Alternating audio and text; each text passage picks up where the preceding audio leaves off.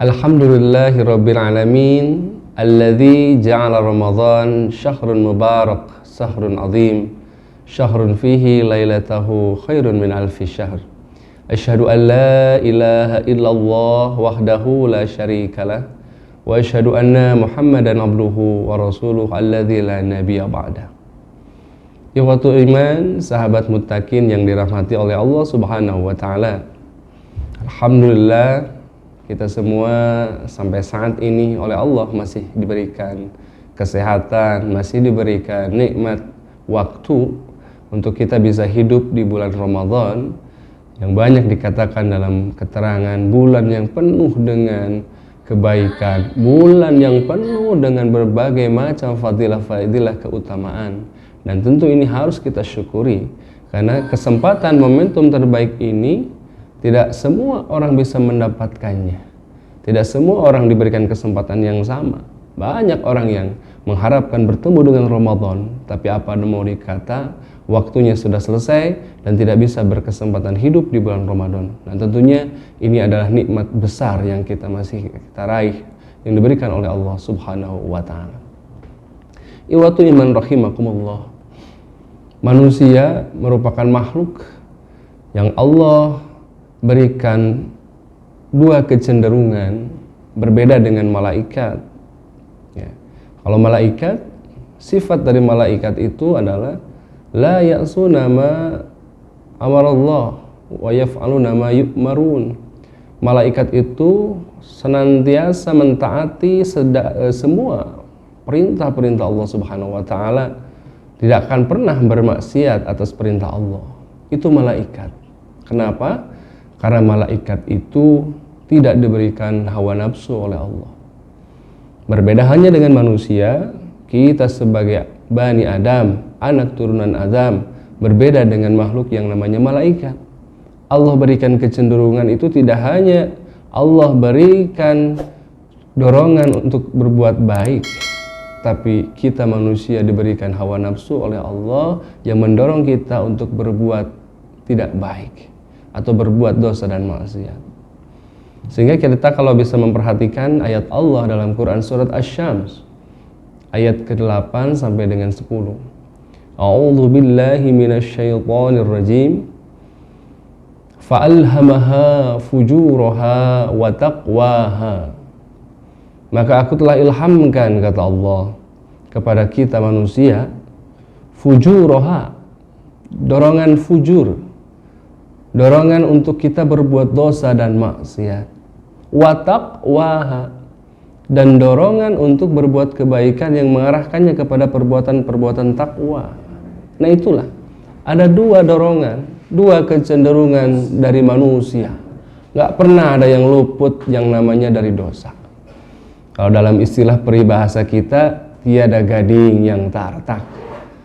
Semua status apapun, siapapun orangnya, apakah dia statusnya sebagai pejabat, apakah sebagai rakyat biasa, apakah sebagai masyarakat, atau sebagai alim ulama, seorang ustadz, mubalik, bahkan kiai sekalipun, gak pernah ada yang pernah bersih dari dosa.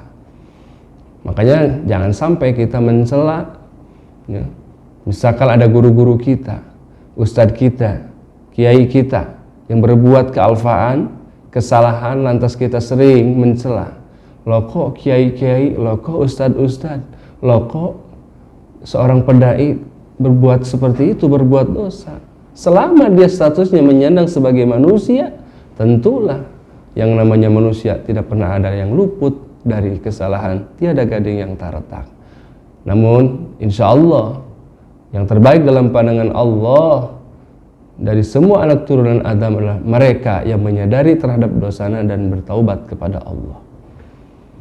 Sahabat fillah rahimakumullah, sekali lagi manusia itu adalah makhluk yang tidak sempurna dalam tanda kutip perbuatan dosa.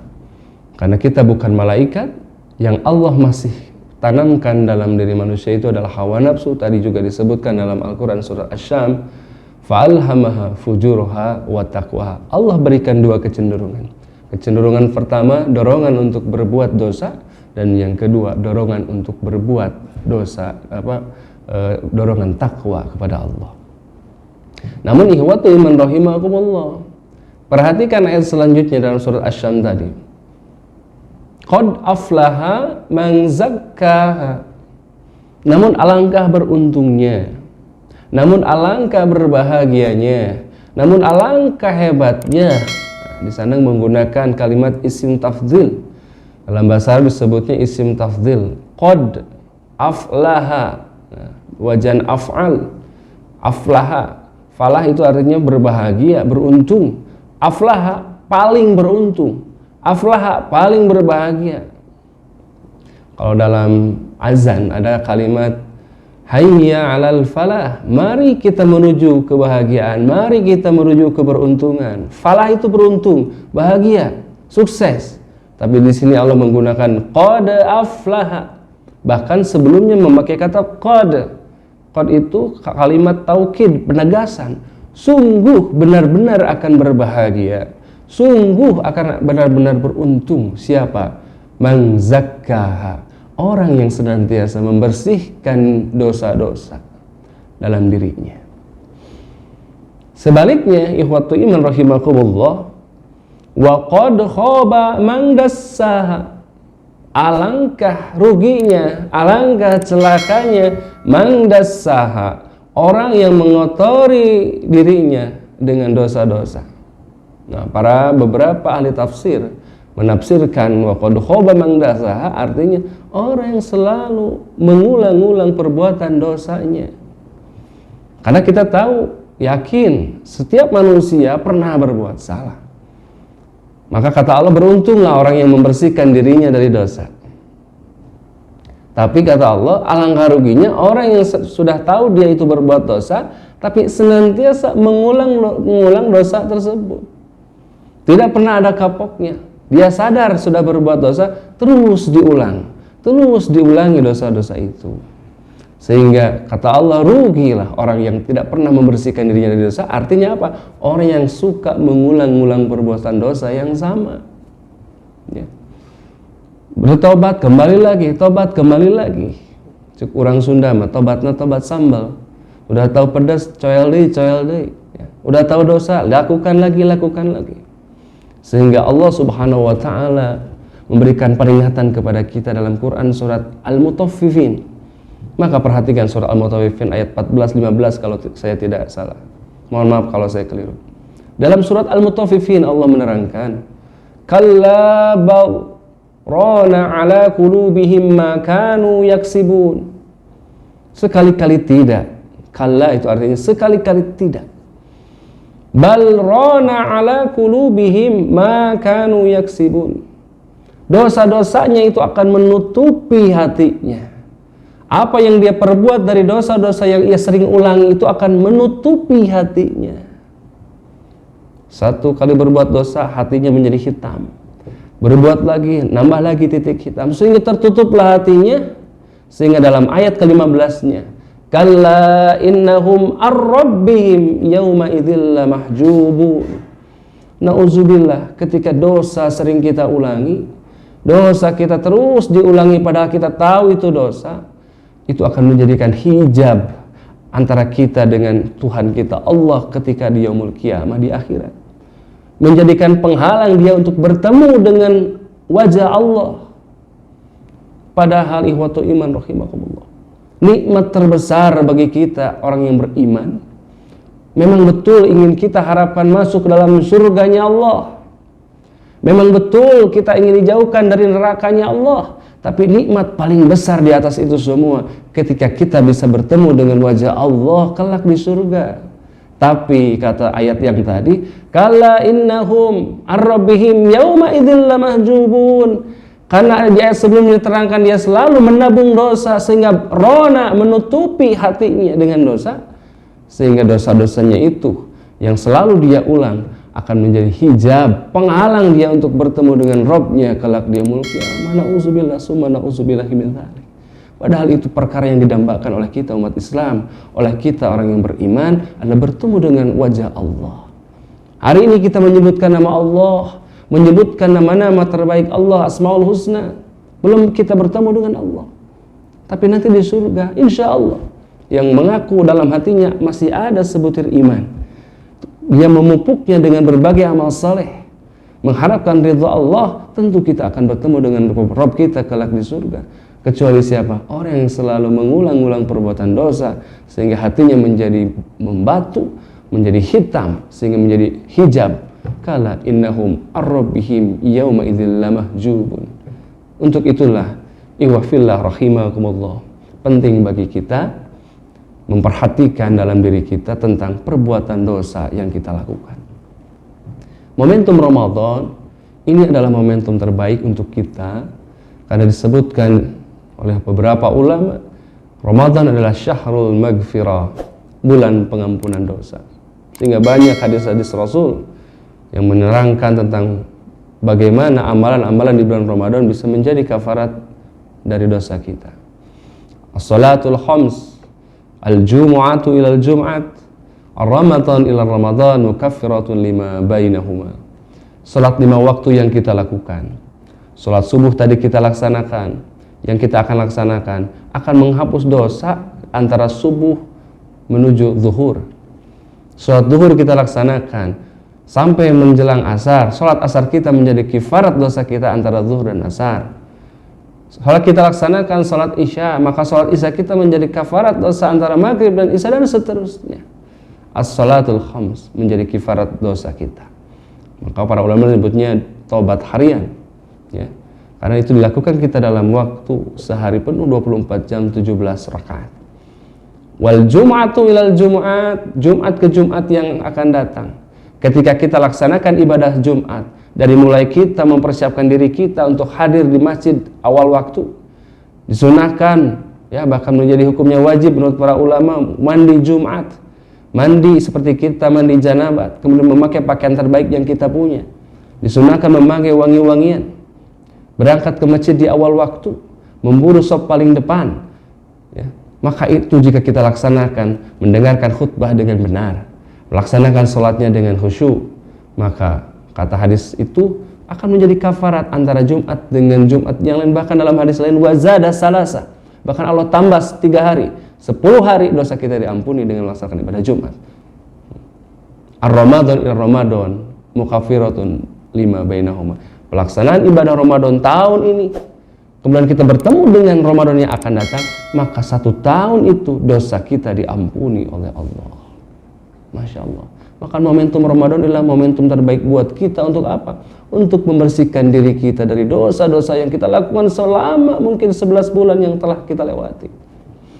Sehingga dalam hadis disindir ketika Nabi Muhammad mengamini apa yang disampaikan oleh Jibril dalam suatu waktu.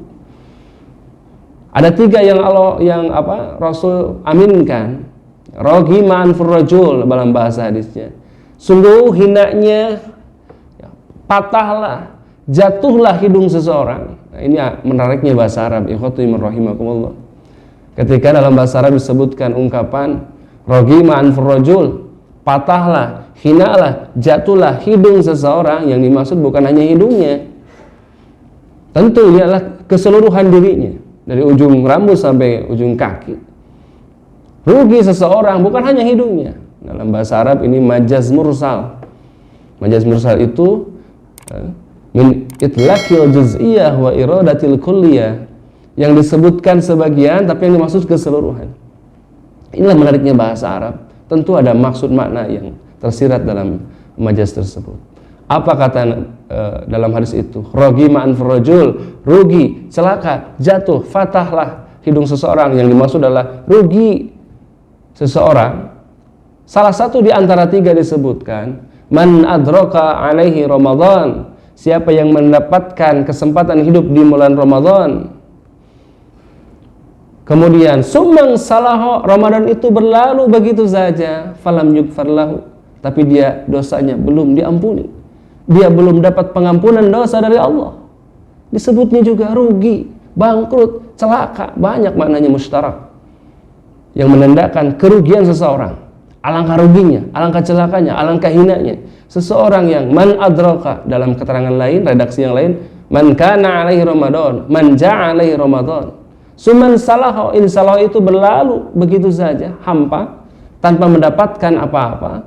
falam yughfar lahu, tapi sebelum dia dapat ampunan dari Allah. Maka ikhwatu iman rahimakumullah, Ramadan ini adalah momentum kita untuk berburu magfirah Allah. Karena kita yakin 11 bulan yang kebelakang, dosa apa yang sering kita lakukan? Banyak dosa yang sudah kita lakukan. Maka ini momentum terbaik buat kita. Maka itu ikhwatu iman rahimakumullah, paling tidak ada beberapa faktor kita sebagai Bani Adam terjerumus ke dalam jurang perbuatan dosa. Apa saja di antara faktornya? Paling tidak ada 2 faktor yang bisa menyebabkan orang terjerumus ke dalam dosa. Pertama, faktor internalnya yang lemah. Dalam diri kitanya yang lemah. Apa itu? Senantiasa menuruti hawa nafsu. Maka perhatikan ikhwatu iman rahimakumullah, dalam Quran surat Al-Jasiyah ayat ke-23. A'udzu billahi minasyaitonir rajim. Afara'aita man ittakhadha ilahahu hawa. Maka apakah engkau memperhatikan?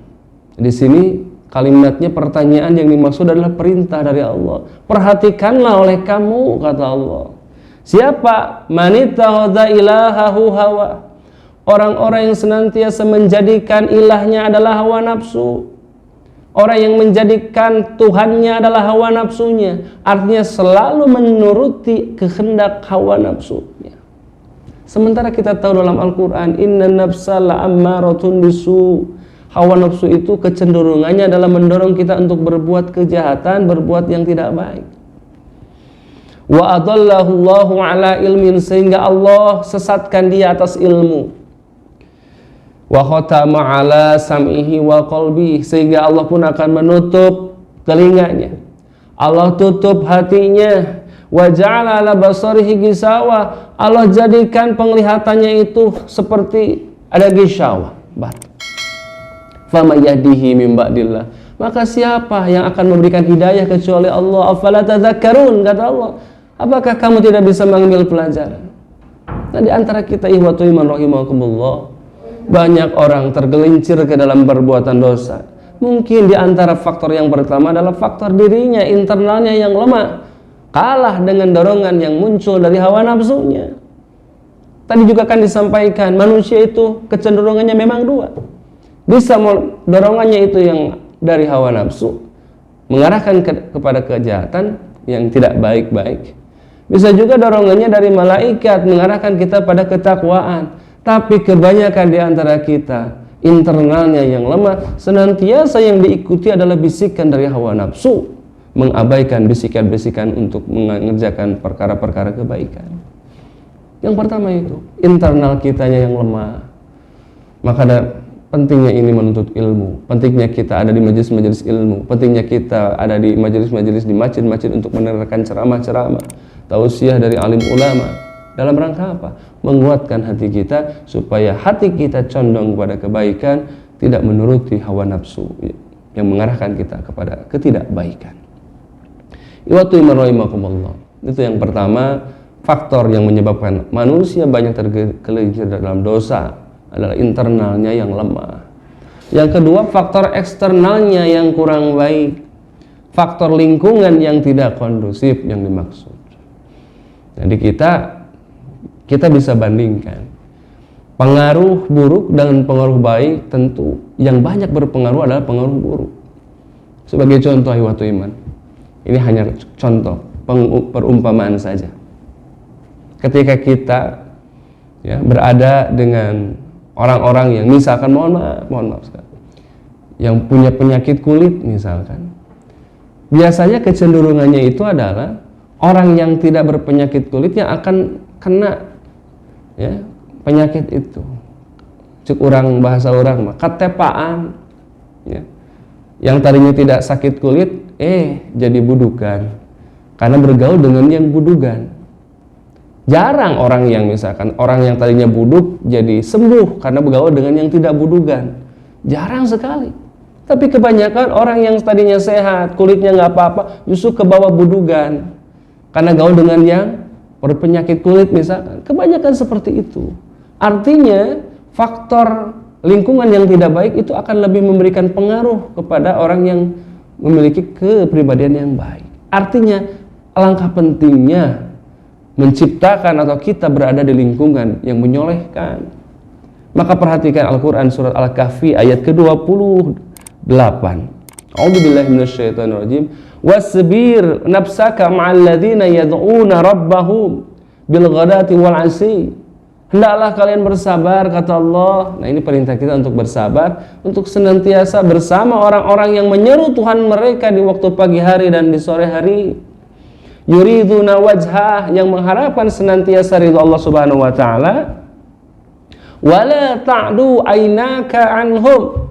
Kata Allah, jangan kau palingkan kedua matamu dari orang-orang saleh yang senantiasa menyeru Rabb-nya kepada Allah. Jadi artinya kita nggak boleh berpaling dari orang-orang yang soleh.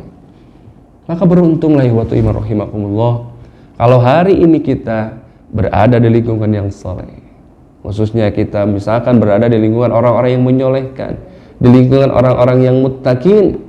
Alangkah berbahagialah, alangkah beruntunglah, karena ternyata lingkungan itu sangat memberikan pengaruh. Banyak yang dicontohkan kan, bergaul dengan penjual minyak wangi, minimal kita akan terbawa harumnya. Bergaul dengan pandai besi, minimal kita akan kena panasnya. Maka penting kita berada di lingkungan yang soleh. Kalaupun lingkungan kita kurang soleh, maka usahakanlah ciptakan lingkungan soleh. Karena lingkungan, faktor eksternal yang tidak baik itu akan berpengaruh juga tidak baik terhadap kita. Jadi ada dua faktor kita manusia banyak terjerumus ke dalam dosa. Pertama, internalnya yang lemah, selalu menuruti hawa nafsunya. Atau yang kedua, faktor eksternal, lingkungan yang kurang kondusif, yang tidak menciptakan lingkungan soleh. Maka beruntunglah ikhwatu iman rahimakumullah, kita berada di lingkungan yang soleh, kita berada di lingkungan yang takwa, yang muttaqin, yang akan menggiring kita untuk berbuat baik. Lantas ketika kita sudah tahu tentang bahwa kita tidak akan pernah lepas dari dosa, faktornya kita sudah tahu, maka apa saja amalan para berdosa?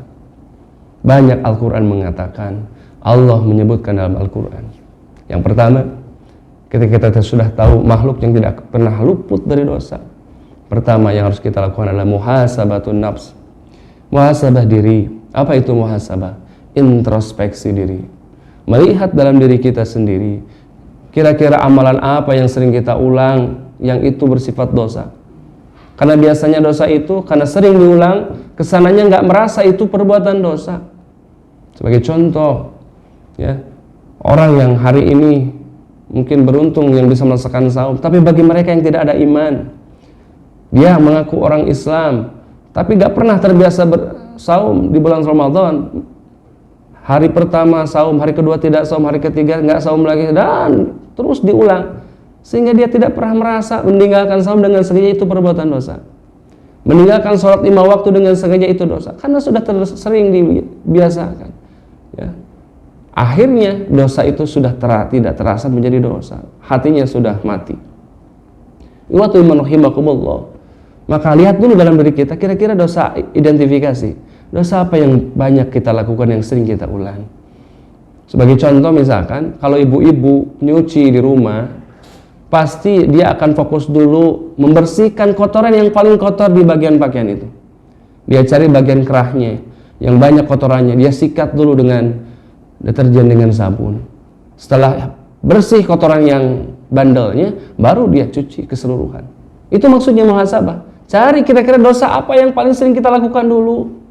Maka dalam Quran surat Al-Hasyr ayat 18, ya ayyuhalladzina amanu taqullaha wal tanzur nafsun ma qaddamat lighad.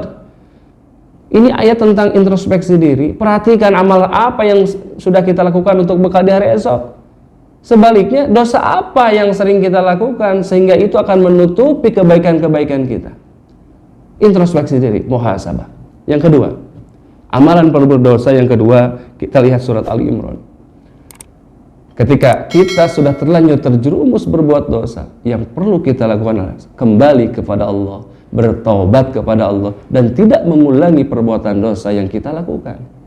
Dalam surat Ali Imran 135, A'udzubillahi minasyaitonirrajim. Walladzina idza fa'alu fahishatan aw zalamu anfusahum dzakarullaha fastaghfaru lidzunubihim wa may yaghfiru dzunuba illa Allah wa lam yusirru 'ala ma fa'alu wa hum ya'lamun.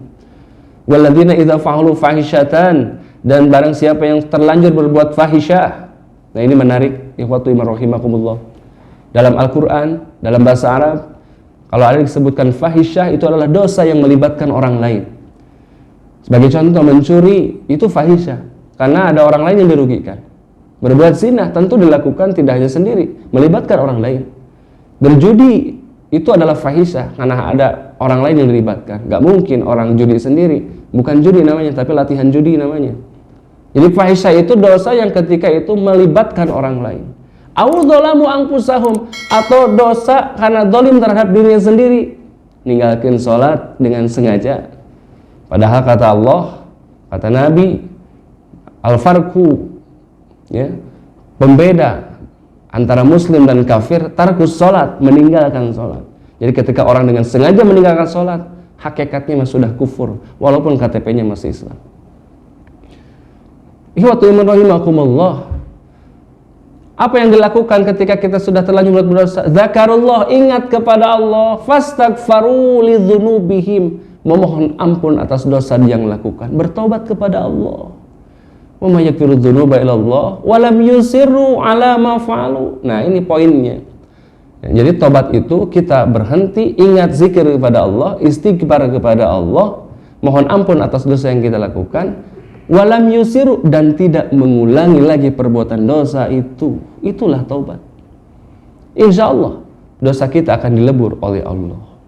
Yang ketiga, ikhwatu iman rahimakumullah, yang bisa melebur dosa-dosa kita adalah tingkatkan kualitas amal kita. Saya tidak menyebutkan tingkatkan amal. Insya Allah Ramadan secara kuantitas amal itu meningkat. Yang tadinya jarang tahajud, tarawih serasa wajib, bahkan dilaksanakan berjamaah. Yang jarang sedekah, karena tahu hadisnya afdhalus shadaqatun fi Ramadan, paling utama sedekah adalah sedekah di bulan Ramadan. Banyak kita, insan di antara kita yang bersedekah di bulan Ramadan. Banyak takjil gratis, banyak sumbangan masjid, karena tahu keutamaan Ramadan. Tapi yang saya sebutkan tidak hanya memperbaiki kualitas kuantitas amal, tapi kualitas amal. Lihat surat Al-Mulk ayat kedua. Alladzi khalaqal mauta wal hayata liyabluwakum ahsanu amala.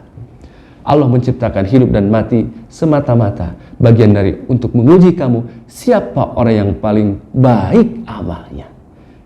Tidak berbicara kuantitas, tapi kualitas. Paling tidak kualitas itu dua.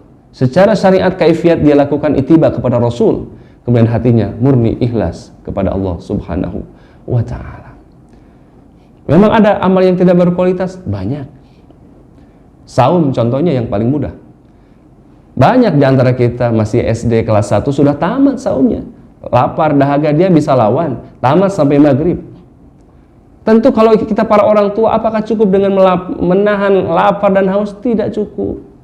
Tapi jiwa kita harus ikut saum, hati kita ikut saum, mata kita ikut saum, tangan kita ikut saum, mulut kita ikut saum dari perkara-perkara yang haram. Nah, itulah saum yang berkualitas. Sholat duhur banyak yang kita masih melaksanakannya di akhir waktu. Jam 2 siang baru sholat duhur, sah nggak? Sah sholatnya, tapi tidak berkualitas. Tapi ketika sholat duhur laksanakan dulu qobliyahnya rawatib, lalu laksanakan sholatnya dengan khusyuk. Setelahnya jangan dulu setelah salam langsung keluar, wiridan, setelah wiridan bangkit 2 rakaat ba'diyahnya. Itu sholat yang berkualitas. Artinya bukan hanya meningkatkan kuantitas di Ramadan ibadah, tapi tingkatkan momentum Ramadan ini untuk memperbaiki kualitas ibadah amal kita. Yang keempat, ikhwatu iman rahimakumullah, istiqomah yang harus kita lakukan jika dosa kita ingin dilebur oleh Allah. Perhatikan Quran surat Al-Ahqaf 13-14. Ya ayyuhalladzina amanu, innal ladzina qalu rabbunallah, mohon maaf, summa istaqamu, sungguhnya orang-orang yang mengatakan Rabb kami adalah Allah, kemudian dia istiqomah, fala khaufun alaihim wa lahum yahzanun, maka tidak akan pernah merasa sedih, tidak akan merasa khawatir dalam hidupnya. Ulaika ashabul jannah, mereka itulah calon-calon penghuni surga. Jazaan bima kanu ya'malun, khalidina fiha jazaan bima kanu ya'malun, kekal di dalam surga sebagai balasan terhadap apa yang dia lakukan. Jadi setelah kita muhasabah, introspeksi diri, ya, kemudian yang keduanya kita bertaubat dari dosa yang kita lakukan, Lantas yang ketiga, perbaiki kualitas amal kita, tidak hanya kuantitasnya. Dan yang keempat, jaga amal soleh kita dengan istiqomah. Karena Allah lebih mencintai amal yang dawam. Ya, adwamuha yang Allah cintai itu.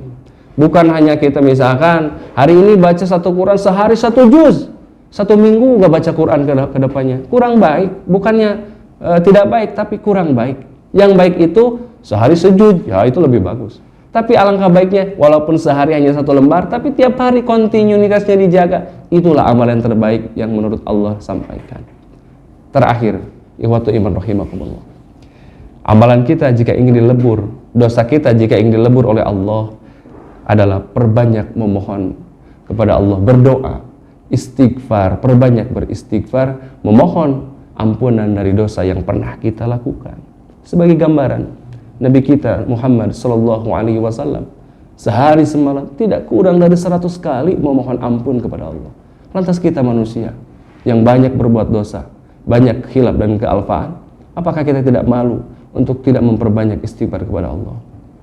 Tapi waktu iman rahimakumullah, sebenarnya kalaupun kita hitung berapa kali kita istighfar hari, mungkin bisa saja kita mencapai 100.